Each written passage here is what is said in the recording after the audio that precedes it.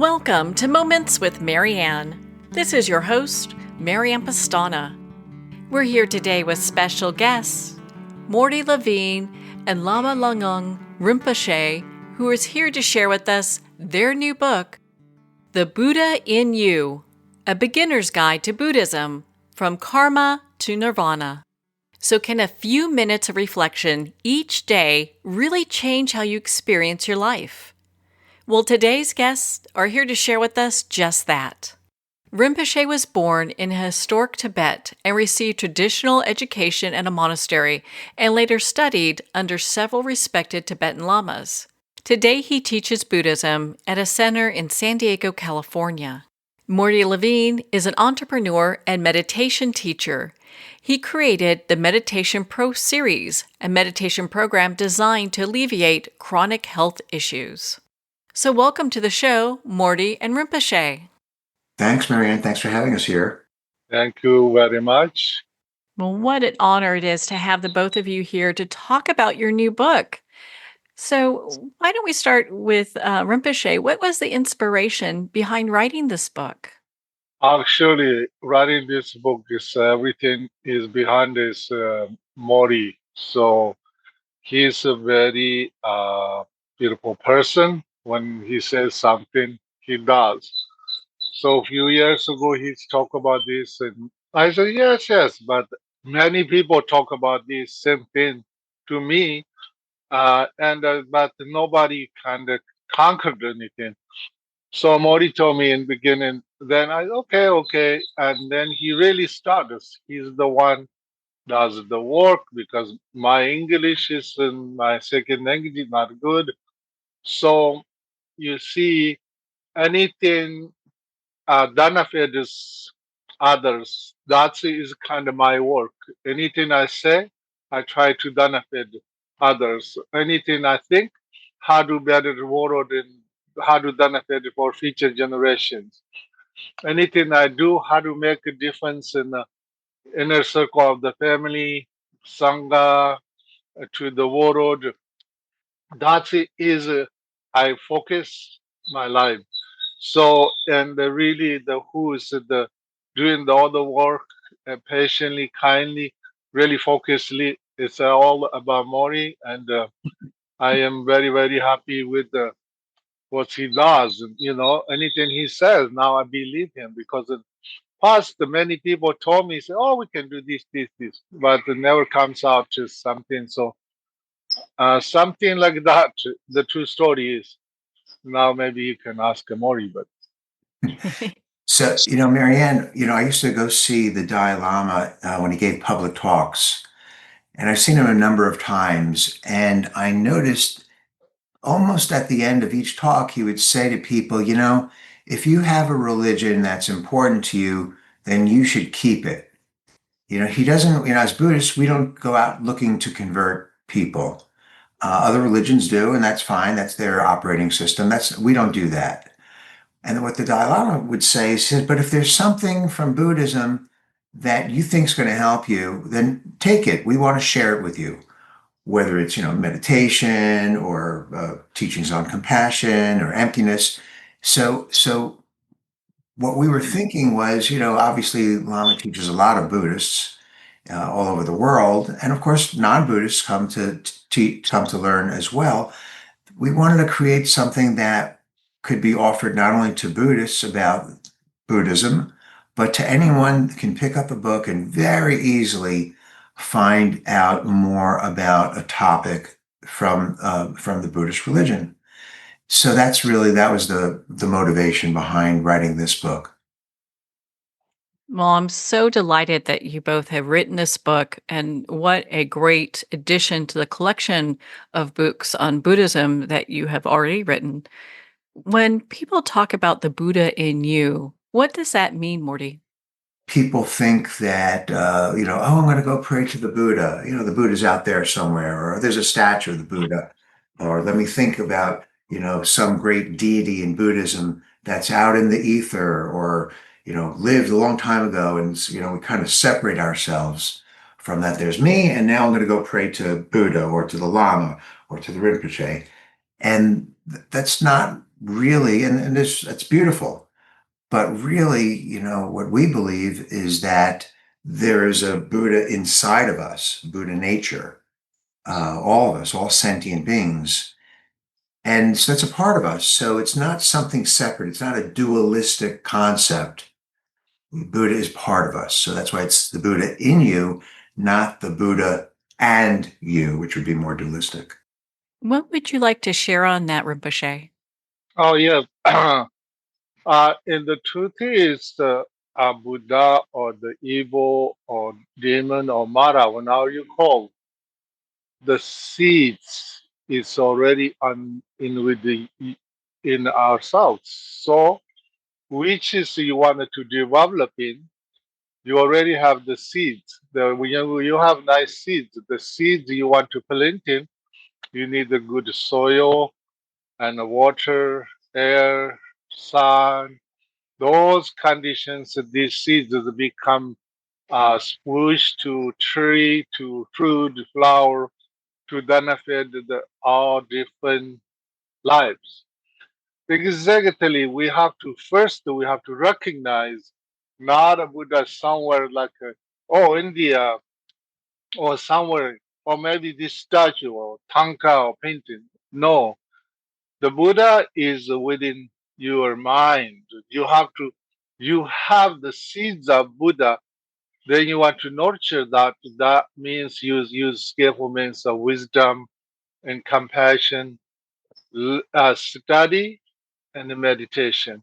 Those two become your ordinary mind, become extraordinary mind.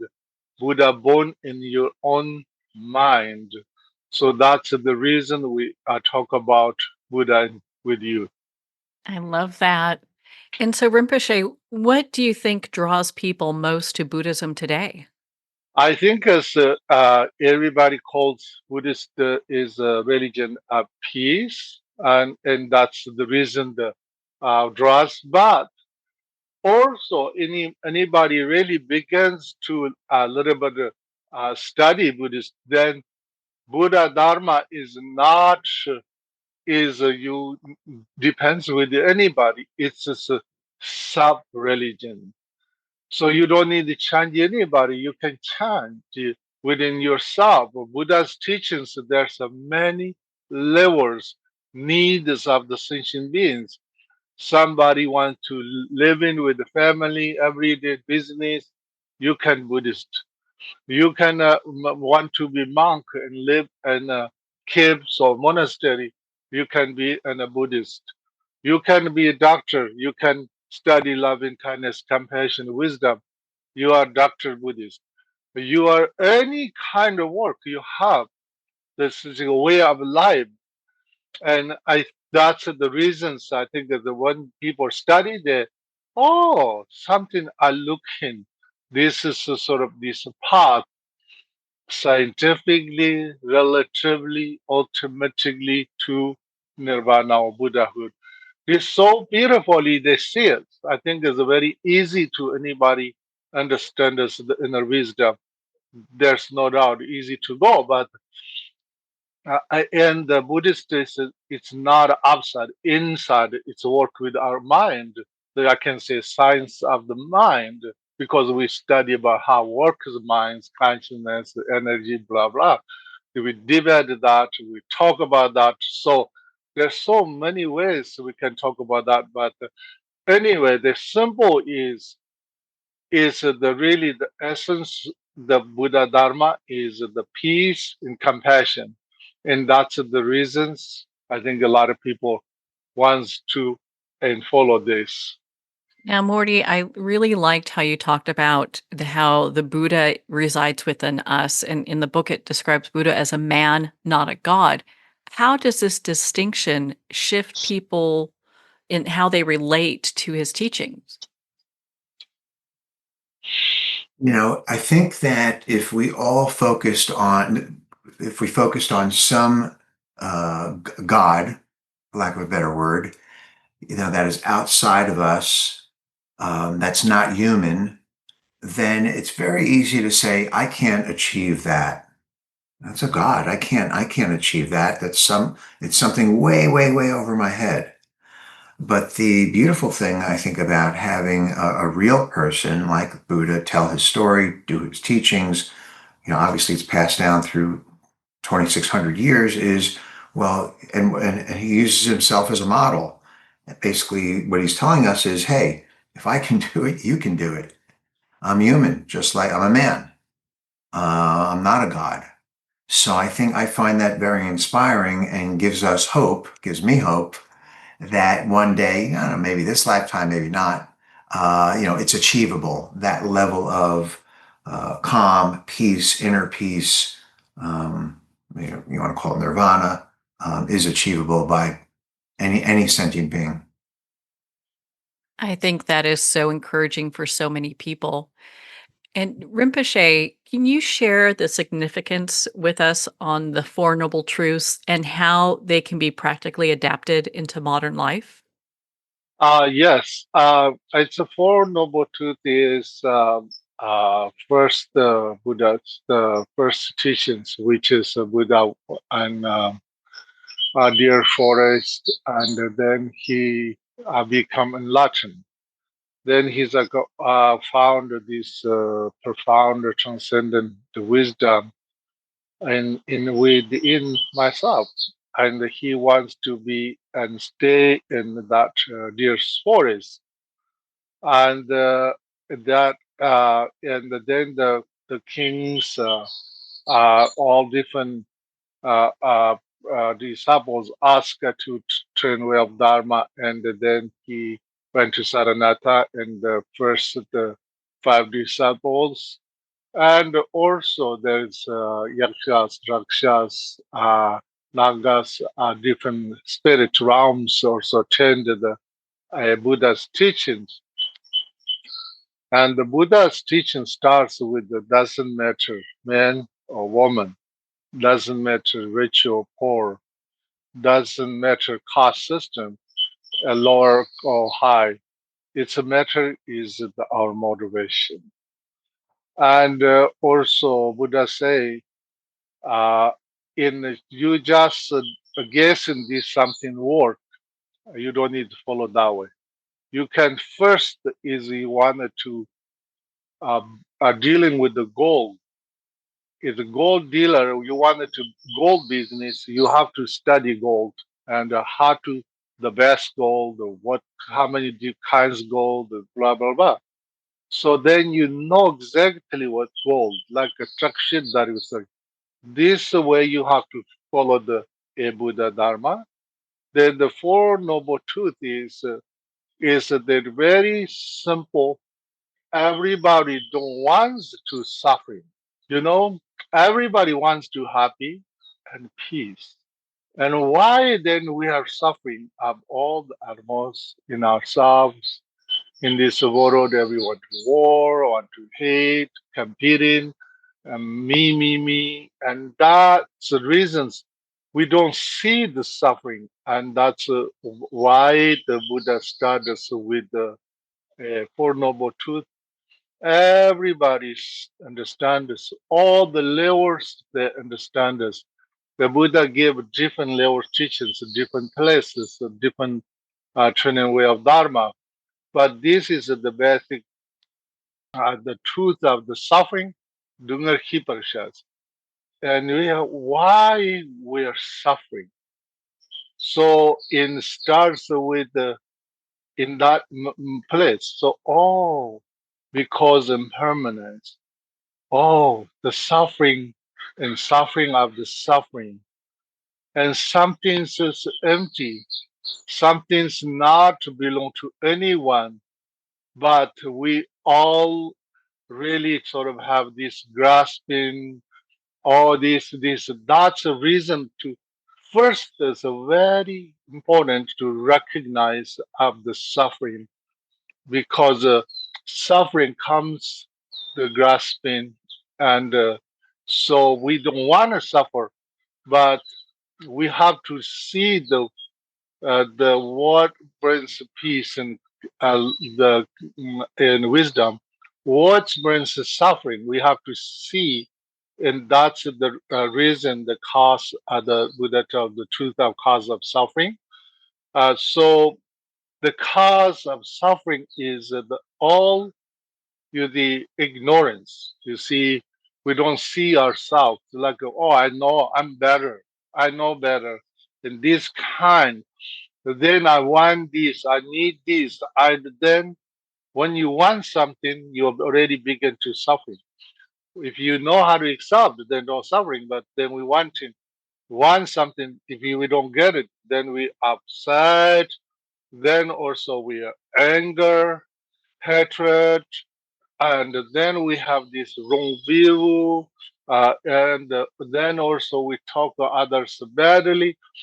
All these things we have to see to all the suffering comes from this is the seeds of the bad karmas, negative karmas.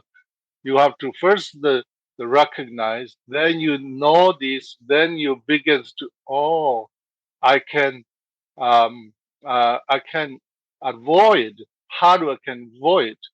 And then the truth of the cessation of the suffering is so it's like when you're sick, you take a medicine and to clear away and clear your sickness. Exactly same way and follow the dharma to kind of there's different teachings Buddha gives the levels of the Sharvaka Tadbhakya vehicle teachings and great vehicle teachings, Mantrayana teachings, and it begins to in this is all about how to tame our mind, working with our mind, and then and the truth of the path is we are sort of we kind of avoid to in this to see to we can when we begin to avoid anger, hatred, and things, then you already have peace. And so you don't know something, not judging, and become use wisdom to work in ourselves and to not creating wrong views or thoughts. Doesn't matter they are what they do. It's a very matter is yourself to really need the working with your own mind. Then you found a peace, kindness, and to become to be tamed our mind, become our mind is become compassionate, and slowly gradual ways that is the path. The path is when you need the actually when Buddha's teachings you first how to work with the mind and how to tame all the negativities in our mind to slowly our bad thoughts turns to good thoughts. The thoughts is just thoughts, but and we come is a practice as a path. It's all everything is about the our mind, also karma, also there's a habit, there's of many lifetimes in this lifetime. So it's something really need is working with our mind to really follow the Buddha's the first level teachings of the Four Noble Truths. It's I'm sorry, I just try to make simple, but something like that. Well, thank you for taking the time to go through that. So appreciate you spending the time and explaining that, and that makes sense. And it has me thinking, Morty, I know in the book it talks about the middle way. Why is this so important for us in Buddhist practices? That's a great question. So extremes don't really work. They may work temporarily, but extreme craving, extreme desire, extreme hatred, extreme aversion, they don't really work. Where we makes us have strong preferences, strong opinions, and when we are much more in the middle ground, much more open-minded to who people are and situations, we're not only more happier and more relaxed, we're actually breaking the habits that Lama just referred to about, these cravings and these graspings and these desires. There's nothing wrong to, I'm hungry, I want to go eat. Oh, there's a desire. But if it's no, I have to go to this restaurant. I hate eggs. Those types of extreme thoughts and positions can only be harmful to us. It's much more open-mindedness, which is really synonymous with having good karma, where we find, for lack of a better word, nirvana or peace in our mind. That makes Oh, sense. I maybe add a little bit few things there. So it says the middle way is there's many ways to understand the middle way. But what is we have to look is we say, oh, I'm happy, I'm sad. It's exist, not exist. Right, wrong, good, bad, day, night. Everything goes with that. In the Dungar Malu, all the suffering comes from those two places. If you avoid the meter of that, you see, so then that is the nirvana, the path of dharma. Oh, I love that. I love that. How exciting that is. Just Well, simple. Little. I just I don't want to take too much time. So good. I always wish that we had hours to talk because we would cover so much. So, Rinpoche, what role does meditation play in discovering the Buddha within, especially for beginners? Definitely, I will say in a beginners is very important to meditate on Lobjong. Lobjong is the precious human rebirth, impermanence, cause, in fact, karma, the suffering of the samsara. Those the four paths turn away from samsara. And I will say, when you work with that, you really understand this, the impermanence. And then I will say, the training the mind is the starts with the Shagni. Shagni is the how to surrender our mind. The surrender mind is all the traditions. Doesn't matter Buddhist or Hindus, there are many religions. They all have this kind of training of meditation. So that is kind of the foundation of all. And the foundation of the sitting the mind is first we really need to know how to relax, because a lot of people has a hard time meditating because they have expectations. They think, oh, I have to be perfect, I have to be this, I have to be that, and then that anxiety takes over our mind, and then you try to meditate it like it is like torturing yourself.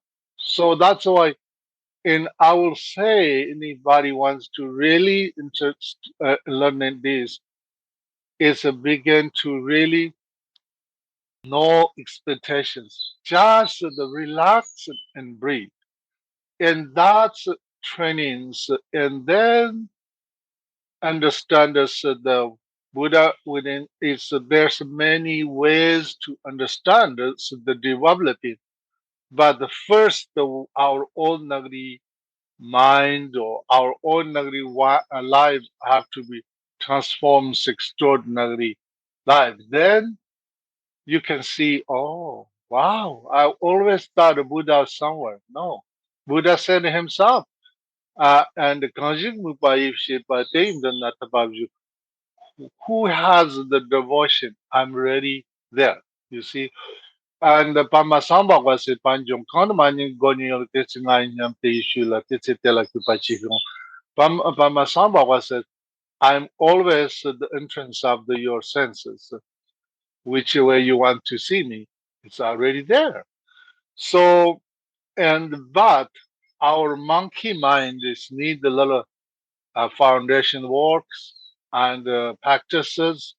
and slowly, I think gradually. First, also, I think is in this modern world, we need is accepting ourselves. If your body is tall, enjoy. Short, a little chumpy, skinny, doesn't matter. The real matter is accept what we have and accept where we live, accept what work we do.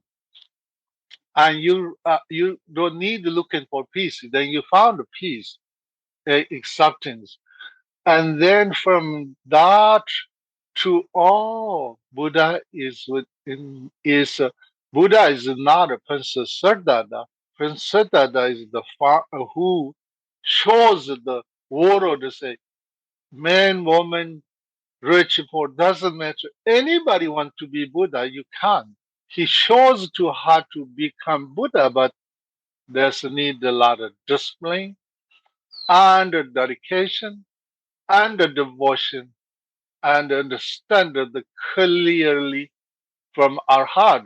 So therefore, I will say starts with the relaxation to really know how to relax, then how to surrender our mind. Then you are can begins to Vajrayana meditations and mandalas and deities. Then actually your is become your body is the mandala of the five Buddha families. Which way you want to practice, that way works already. Something like that. Thank you. Thank you for sharing that. And Mordy, I found, actually for both of you, man, that chapter on interdependence is so profound. How does this understanding of our connection to others change the way we live? This is my house and this is my stuff. And that over there, that's your house and that's your stuff over there. That's one attitude. And it's unfortunately becoming more popular. Me and mine and you and yours. And that's the attitude that creates wars. And we've seen that and we see that now all over the world. But that's a very superficial view of life. Because the fact of the matter is we all breathe the same air. If there's a fire in Canada, there's smoke in the United States. If there's smoke in the United States, we get sick. Maybe we can't grow our crops. I can't ship out grain to another country. So we're really very, very interconnected. And when we have that understanding that my life is reliant upon you and your life is reliant upon me, and as the Dalai Lama says, we're all brothers and sisters. We're all the same in many, many ways. When you understand that, it's a lot easier to have compassion for others, to want to help others, so the realization of that true interdependence really, as Lama just said a few moments ago, it helps us relax a little bit and not get all crazy about this is mine, that's yours, I want that. It helps to reduce the craving and helps us to really support each other, other humans, other sentient beings, anyone that's on the planet, really. I will add a couple of words, so maybe good.